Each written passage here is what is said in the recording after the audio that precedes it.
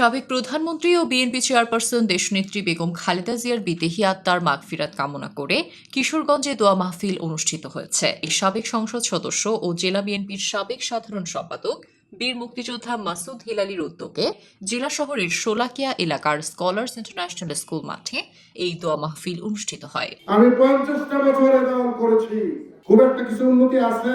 আজকে যারা বিএনপি করেন বড় বড় কথা বলেন, সেদিন কোথায় ছিলেন? আমাকে কেন পাবি থাকতে হয়? আমি তো সেক্রেটারি ছিলাম, জেলাটা আমাকে কিশোরগঞ্জ থানা কমিটিতে রাখা নাই, পৌর কমিটিতে রাখা নাই, জেলা কমিটিতে রাখা নাই। একটা সম্মেলন হয়েছে, আমাকে দাওয়াত দেয় নাই। দোয়া মাহফিলে একটাই কামনা হোক, আল্লাহ আমাদেরকে দেশ প্রেমে উদ্বুদ্ধ করুক। আমার এই দেশ না বাঁচলে আমি বাচ্চা লাভ নাই, লাভ আছে দেশ আগে।